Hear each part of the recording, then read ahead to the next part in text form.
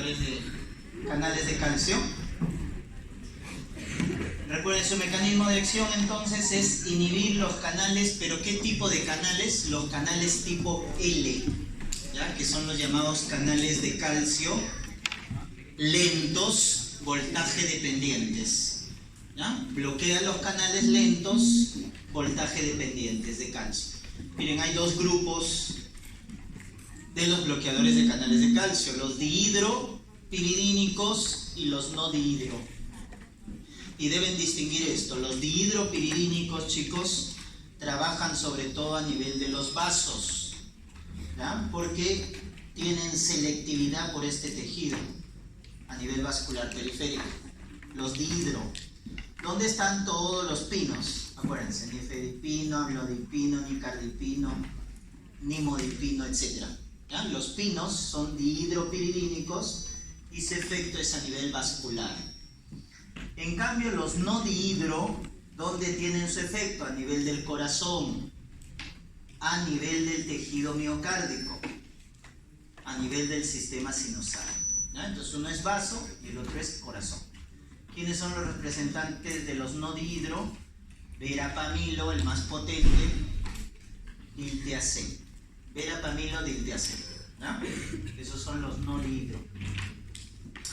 Entonces, al bloquear los canales de calcio, ya sea en los vasos o en el corazón, los bloqueadores de canales de calcio hacen vasodilatación, con lo cual baja la resistencia y baja la presión arterial. Pero también tienen efecto a nivel del corazón, siendo cardiodepresores, porque van a bajar la función cardíaca.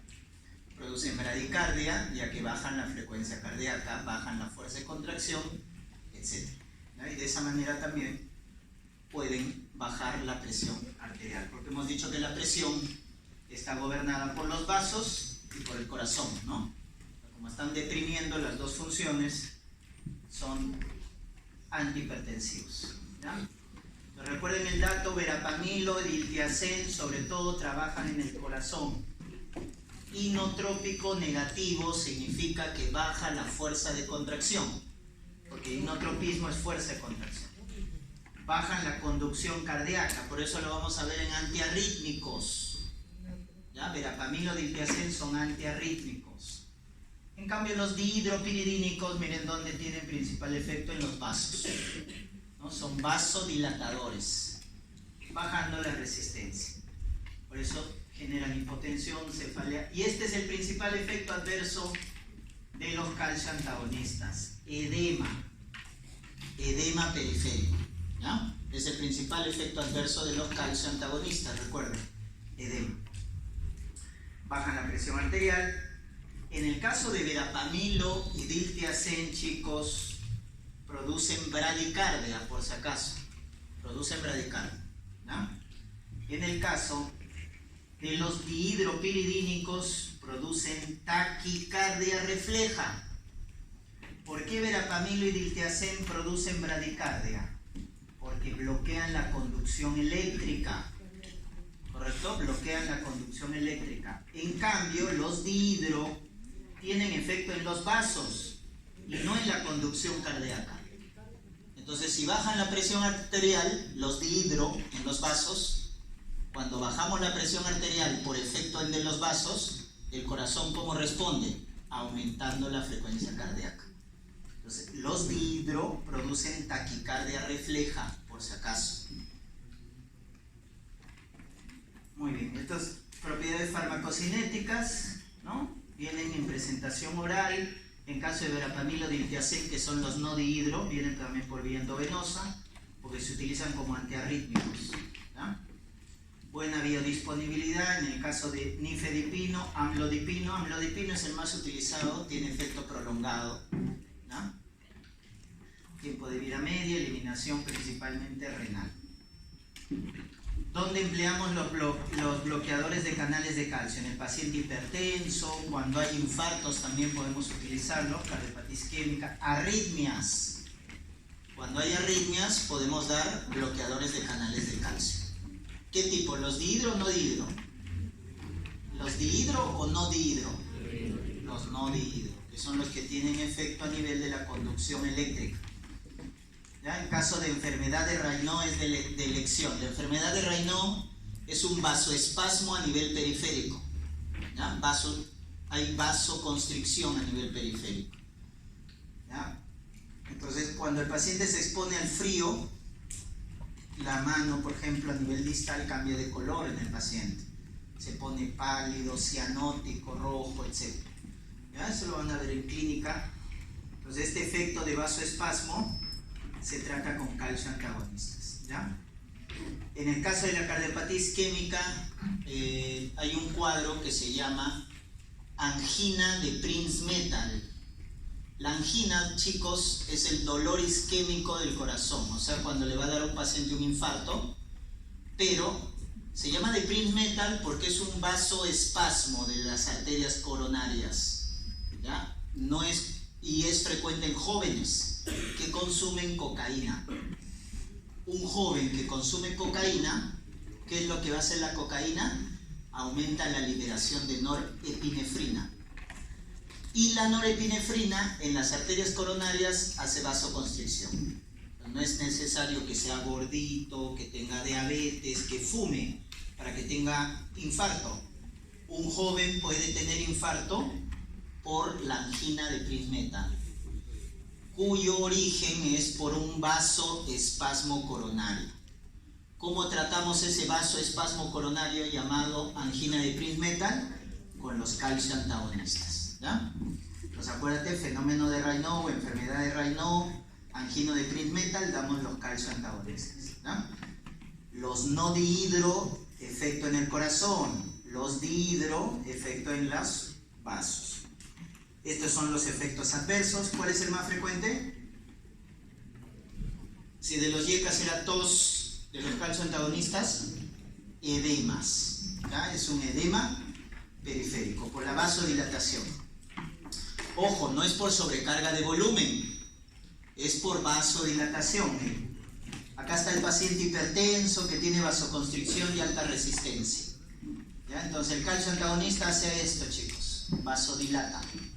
Y por esa vasodilatación se produce el edema. Entonces no vayas a pensar que el edema es por sobrecarga de volumen. No, es por vasodilatación. Por lo tanto, ¿daré diuréticos para bajar ese edema? No, porque no es sobrecarga de volumen, es por esta vasodilatación. ¿Ya? Por eso los edemas que generan los calcio antagonistas no se tratan con diuréticos. En la práctica clínica acá hay mucho error. El paciente tiene edemas por calcio antagonista y le están dando diuréticos. Incorrecto, porque no es por sobrecarga de volumen, es por la vasodilatación. ¿Ya? Los diuréticos, ¿con quién lo combinábamos? YECAS, muy bien. La segunda combinación más importante es calcio antagonista con YECAS. Y eso es lo que debes hacer cuando aparece edemas. Cuando aparece edemas hay que dar calcio antagonista y un inhibidor del sistema renina-angiotensina. YECAS. Es la segunda combinación más importante. ¿Eh? Acuérdate, diurético con YECAS o calcio antagonistas con YECAS. Producen estreñimiento, sobre todo el verapamilo. Produce constipación, estreñimiento, cefalea, rubicondez facial o sofocos que le llaman. ¿Ya? Palpitaciones, mareos, vértigos. Luego tenemos los vasodilatadores directos. ¿Ya? Estos ya son de segunda línea. Miren, acá tenemos el más potente. Cuando te pregunten quién es el antihipertensivo más potente, es el nitroprusiato. Es un profármaco. ¿Y cómo es su mecanismo de acción? Produce óxido nítrico. Y al producir óxido nítrico, el óxido nítrico estimula la guanilato ciclasa y produce este segundo mensajero, ¿no? ¿Quién es el segundo mensajero del óxido nítrico? GMP cíclico. ¿Y qué hace el GMP cíclico? Relaja músculo liso, produciendo vasodilatación, tanto de las arterias como de las venas. El nitroprusiato es un vasodilatador mixto. Dilata arterias y dilata venas. es el más potente, se da por vía endovenosa, por eso se utiliza en las crisis hipertensivas. ¿Ya? En las crisis hipertensivas. Muy bien. En las emergencias hipertensivas. Efecto adverso: cefalea, mareo, náuseas, palpitaciones, y produce déficit de vitamina B12. ¿Ya? Porque los nitritos que se producen a partir del nitroprusiato producen déficit de B12.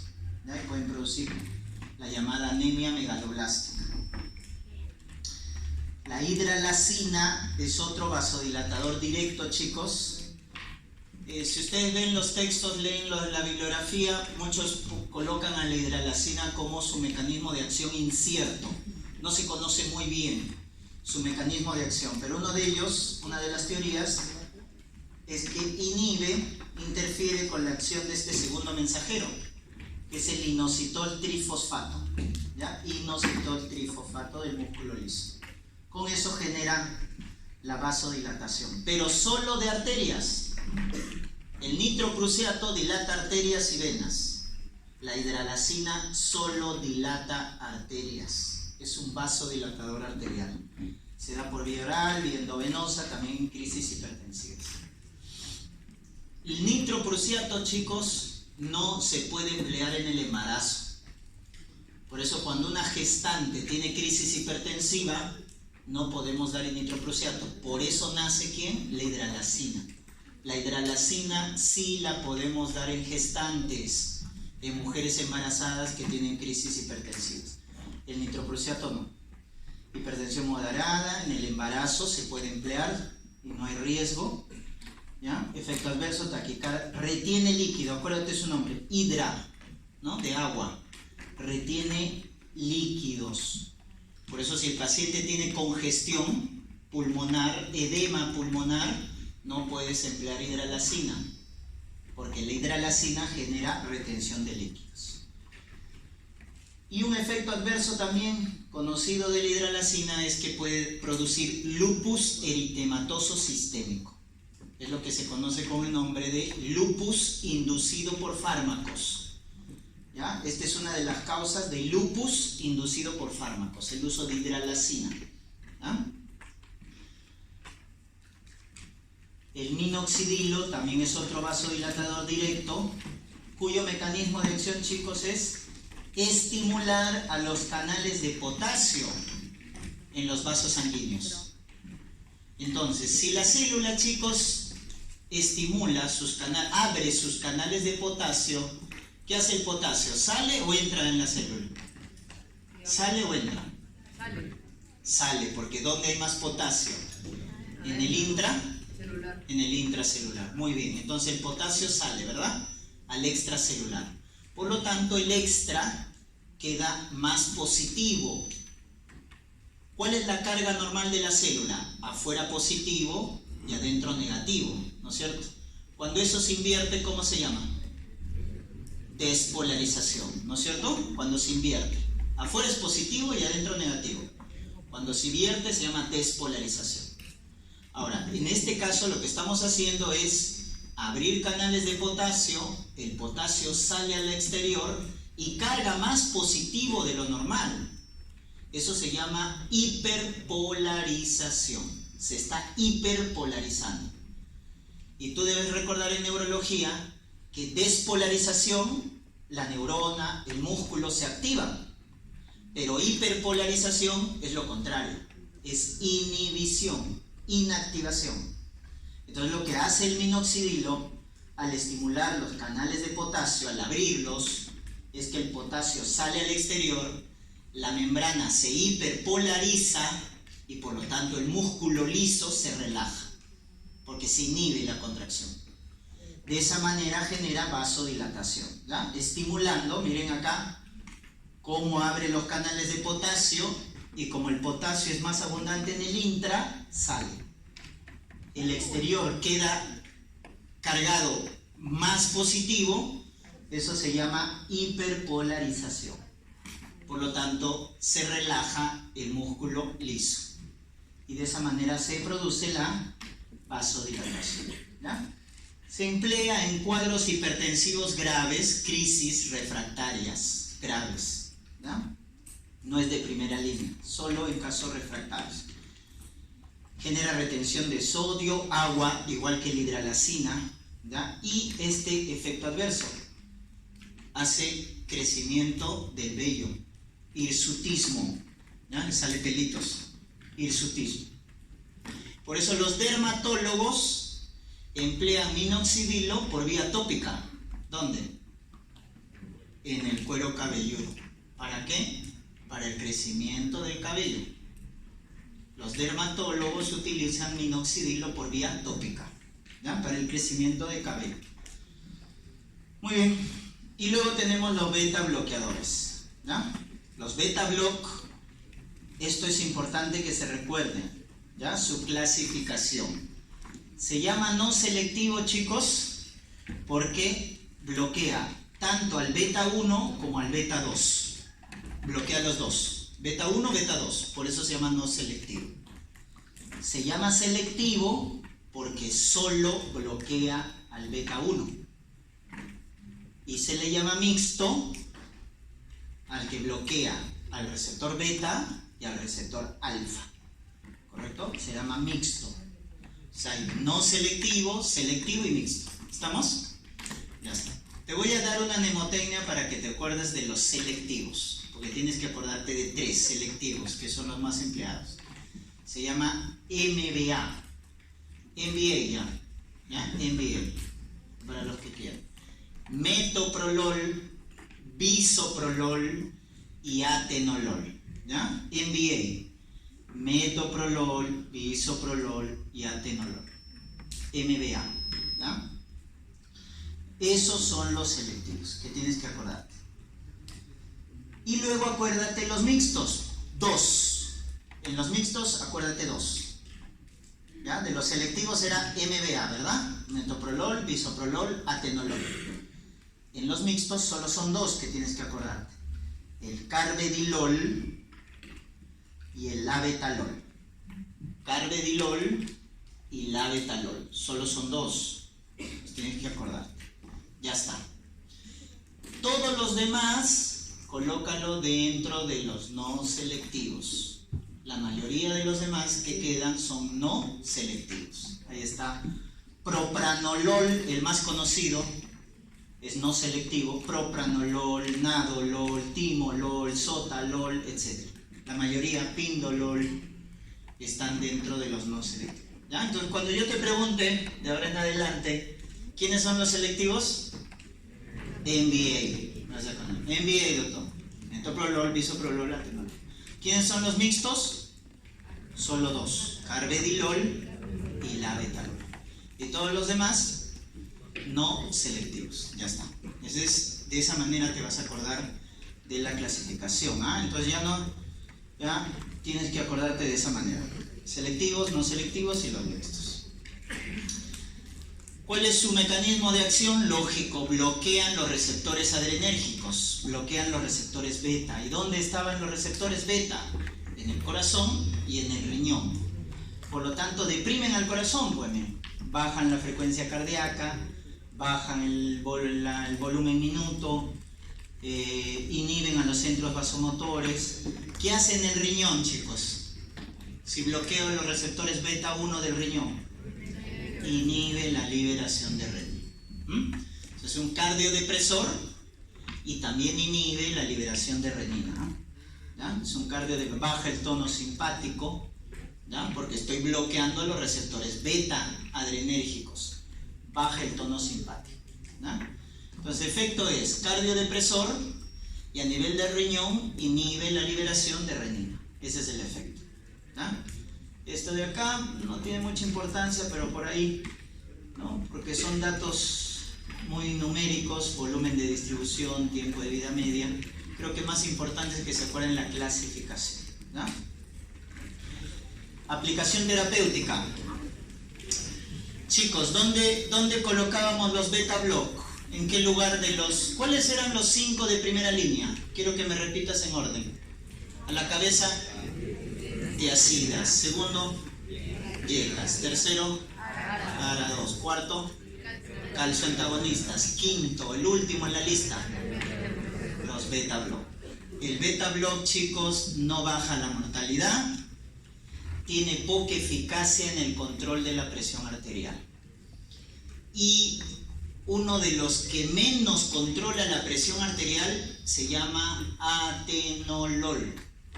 Sería un crimen actualmente utilizar atenolol para controlar la presión arterial, porque es el que tiene menos eficacia.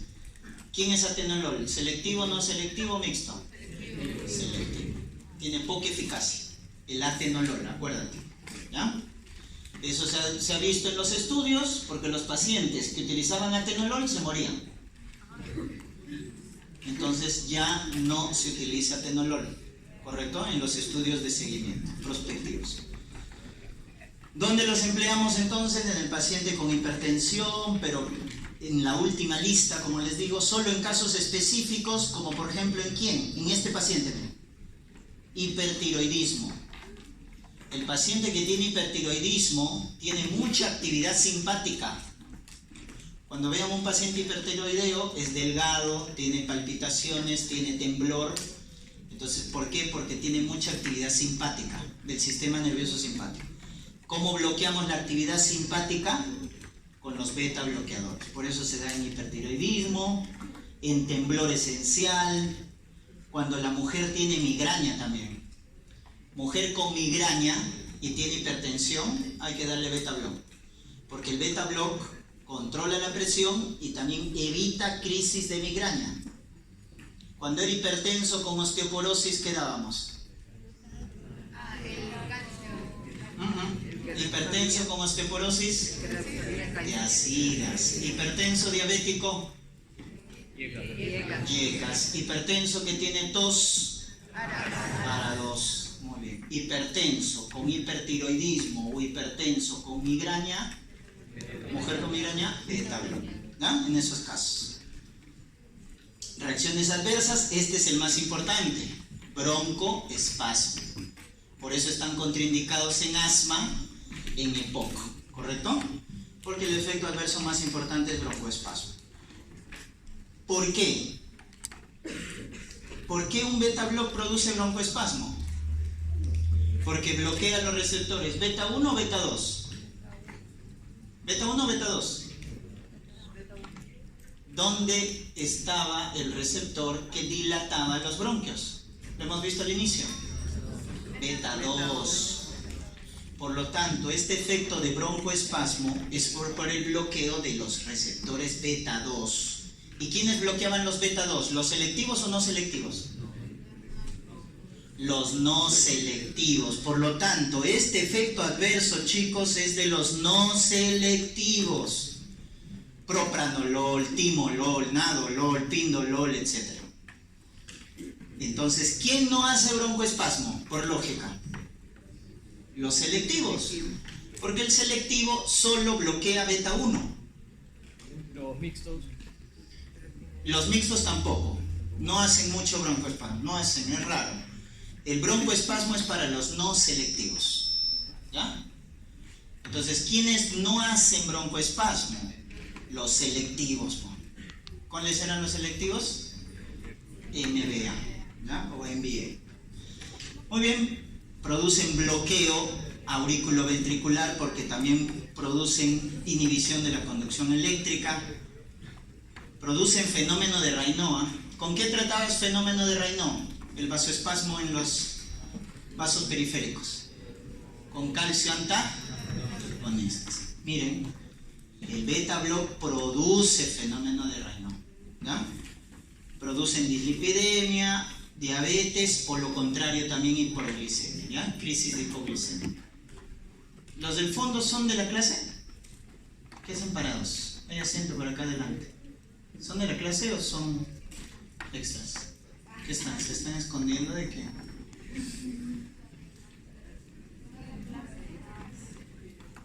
¿Ahorita hay clases de otro capítulo? Ah, ya. Ya terminamos entonces. La delegada me ha dicho hasta las 11. Ya, falta media hora.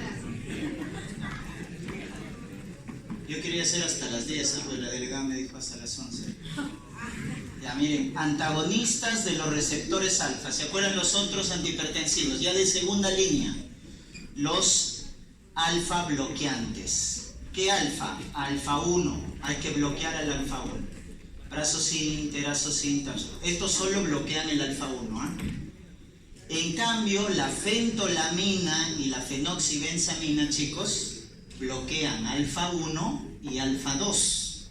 Bloquean los dos receptores. ¿Ya? Esa es la diferencia. Entonces, acá nuevamente, igual que los beta bloqueadores, tenemos los alfa bloqueadores, ¿no? Alfa selectivos y no selectivos. ¿Quién es el alfa selectivo? Este es de acá. Prazosin, terazosin, porque solo bloquean el alfa 1. En cambio, fentolamina y fenoxibensamina bloquean a los dos, alfa 1 y alfa 2. ¿Ya? Esa es la clasificación. ¿Cuál es el efecto adverso de los alfa bloqueantes? Este es el más importante. ¿Qué hacía el alfa 1, chicos? Vasoconstricción. Si tú bloqueas el alfa 1, vasodilato y puedo producir esto. Hipotensión ortostática. Ortostatismo. Entonces hay que tener mucho cuidado con eso. Taquicardia refleja, vértigo, disfunción sexual. Por eso en jóvenes no se utilizan los alfa bloqueantes, que producen impotencia.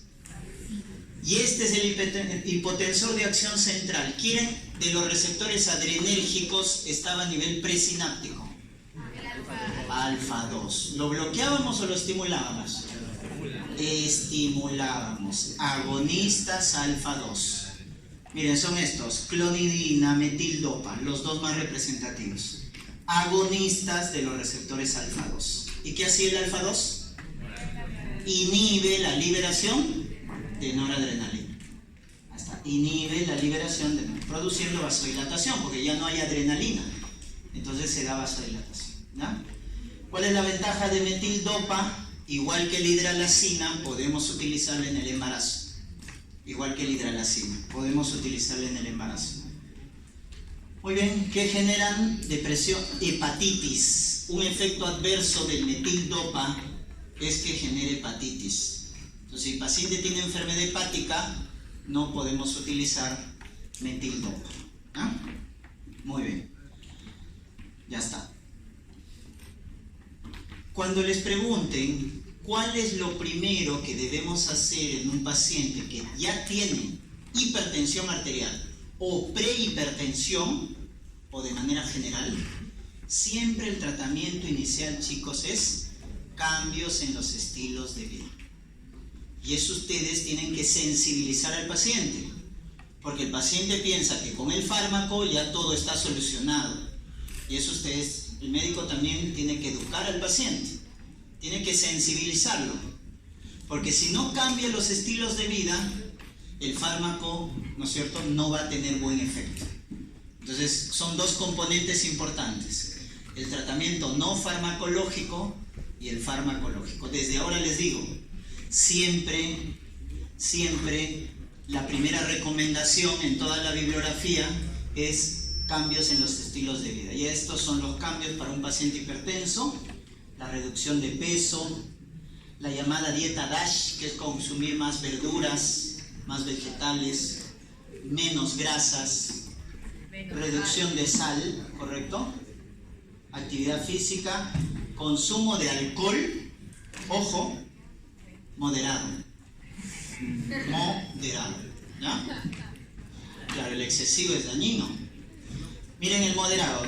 En una mujer 10 gramos por día, varón 20 gramos por día, ¿no? El alcohol van a ver que se mide en unidades básicas estándar. Por ejemplo, una copa de vino tiene 10 gramos de alcohol. Una copa de vino. Y eso es lo que es recomendable, que se tome una copa de vino al día. Pero si te tomas toda la botella, una copa de vino, ¿ya? El consumo excesivo, miren, el consumo moderado de alcohol baja la presión arterial. Por eso ustedes van a ver que el alcohol es cardioprotector.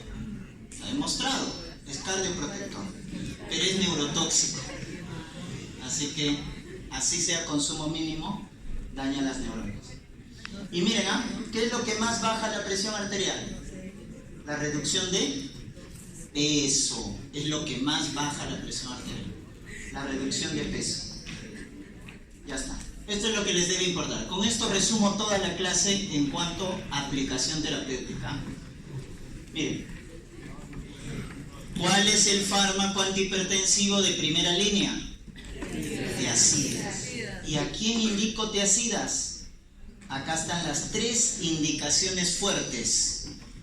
Adulto mayor, osteoporosis. ¿Por qué osteoporosis, chicos? Reabsorbía calcio. Y paciente de raza afroamericana. Porque los pacientes de raza afroamericana son retenedores de agua y sal.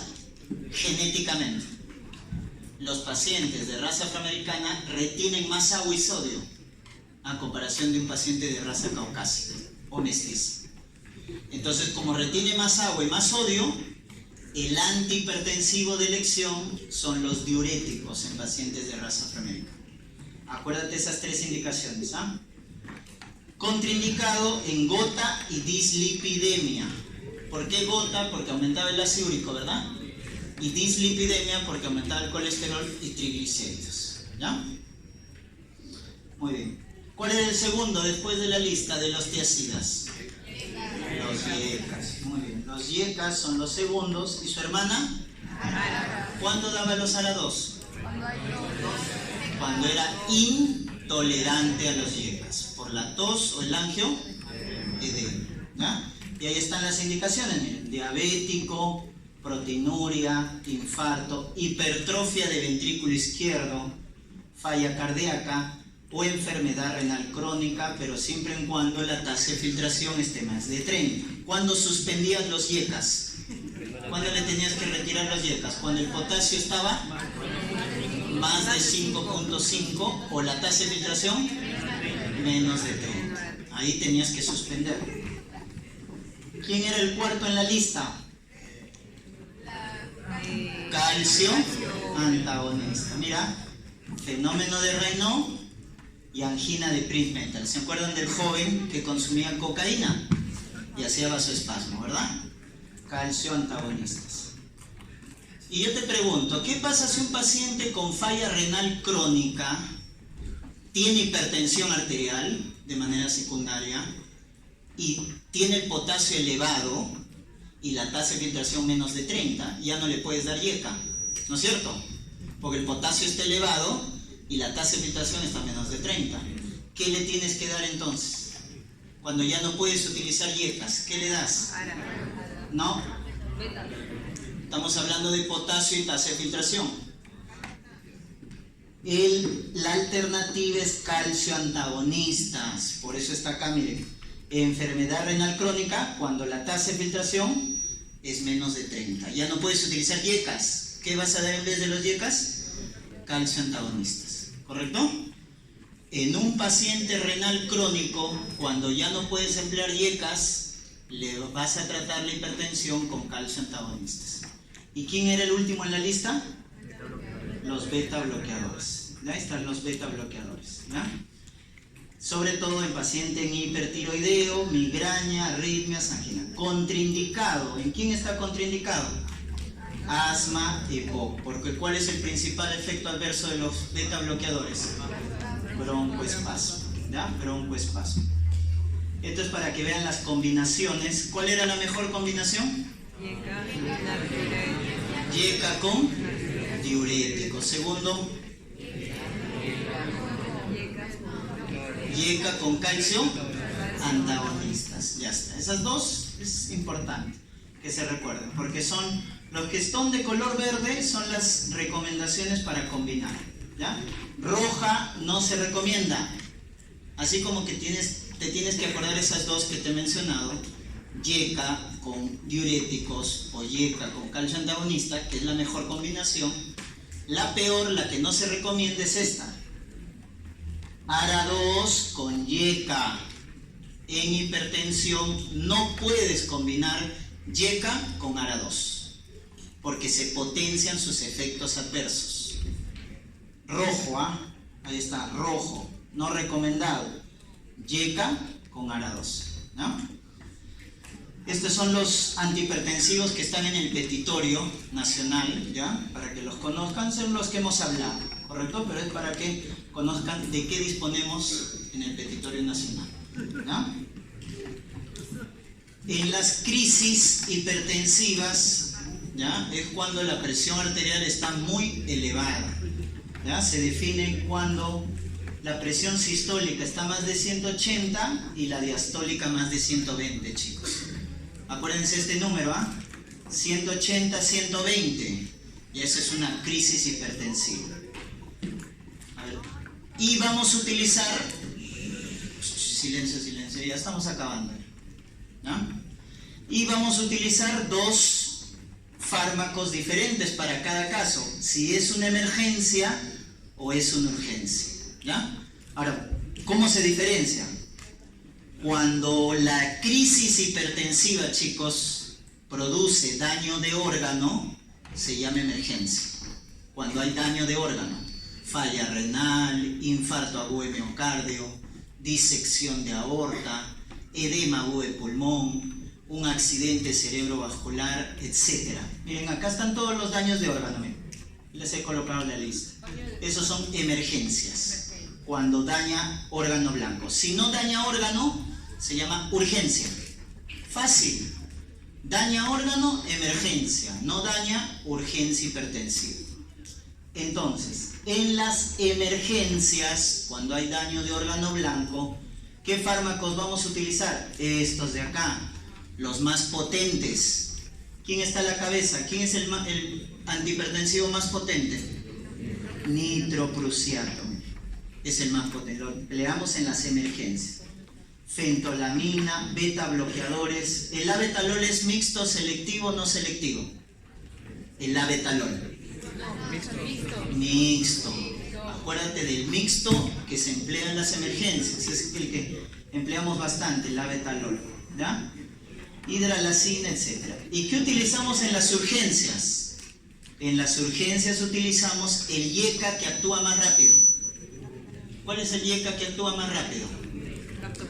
Captopril, por vía oral, no sublingual. Captopril por vía oral, no por vía sublingual. ¿Ya? Muchos se emplean en las emergencias, cuando viene el paciente por emergencia, captopril por vía sublingual, es por vía oral. ¿Ya? Y lo empleamos porque es el YECA que actúa más rápido. ¿Ya? Y en la gestante, ¿qué antihipertensivos podemos utilizar en la gestante? Ahí está. El beta-block mixto, que es la betalol, calcio antagonista, dihidro o no dihidro, el nifedipino. Dihidro o no dihidro, chicos. Los pinos, ¿qué eran? Dihidropiridínicos. Miren, ahí está, podemos emplear en la gestante nifedipino. Metildopa, ¿cuál era la acción del metildopa? Metildopa, ¿cuál era su acción? ¿Agonista o antagonista? Agonista. ¿De qué receptores? El central, pues, alfa 2. Y en las crisis, hidralacina en la gestante, hidralacina, la betalol por vía endovenosa, un nifedipino. Los demás no se emplean. Si te dicen YECA, ARA2, nitroprusiato, están contraindicados. ¿Ya? Están contraindicados. Muy bien. En la página la delegada subió un link, ¿verdad? Ya, esa evaluación teórica tiene es la evaluación como un post-test de la clase. La contraseña es las iniciales de la universidad, UCMP 2019. En mayúscula todo. UCMP 2019. Tienen hasta las 2 de la tarde para responder. Es un test de 10 preguntas.